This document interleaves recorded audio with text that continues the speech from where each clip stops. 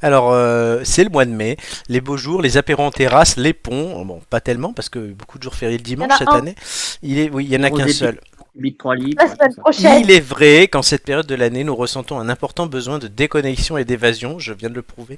Alors, Julien, tu as choisi des expressions en lien avec le farniente et la détente, je crois. Commençons par bailler aux corneilles pour ne pas risquer le claquage. Dis-nous en plus. Alors, merci, parce qu'avant même de commencer la chronique, on a la confirmation de la part d'Amélie. Et je veux rappeler combien il est important parfois de ne rien faire. J'insiste bien sur le parfois, n'est-ce pas Amélie et Romain?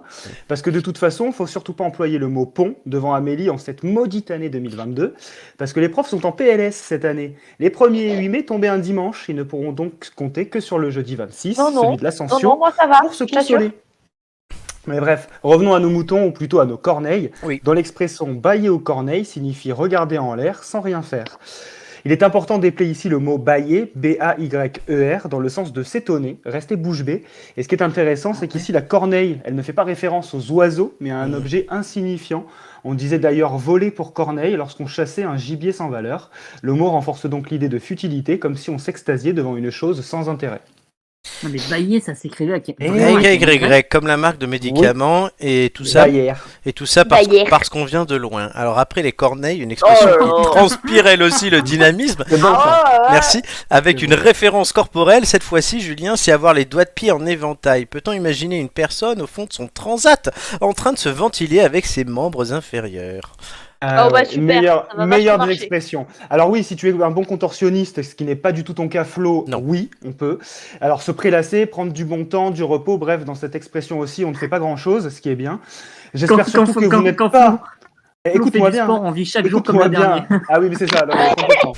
Complètement. Écoute-moi bien, Romain, parce que j'espère que tu n'es pas en train de manger, car l'origine de l'expression, elle va t'étonner. Elle est assez drôle, mais elle est surtout peu ragoûtante.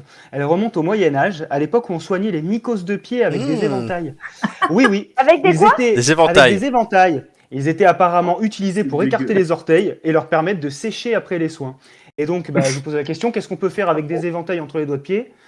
Pas grand-chose. Donc les malades en question, ils étaient contraints à l'immobilité, au repos forcé et donc dans l'incapacité de travailler. Alors je précise Et que j'arrive. malheureusement, ça soigne pas l'eczéma. Non, et je précise Pas que encore. Eh oh. je précise que j'arrive à mettre mes pieds derrière la tête. Alors, une dernière petite... Enfin, de là à t'éventer avec. Non, gros, peut-être vas-y. pas. Une dernière pour la route. Festival de Cannes oblige, non pas une, mais deux expressions liées au monde du cinéma, cher Julien.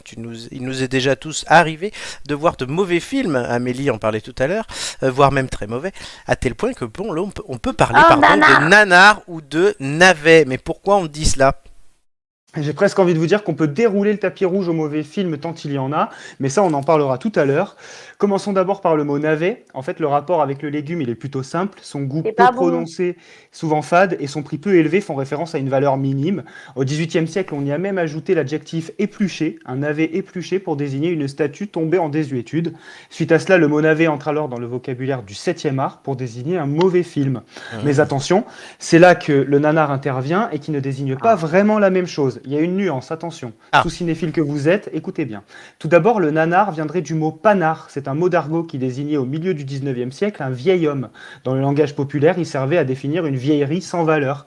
Et si aujourd'hui le nanar désigne aussi un mauvais film, un film raté, le nanar, lui, possède des défauts qui le rendent involontairement comique, distrayant et parfois culte.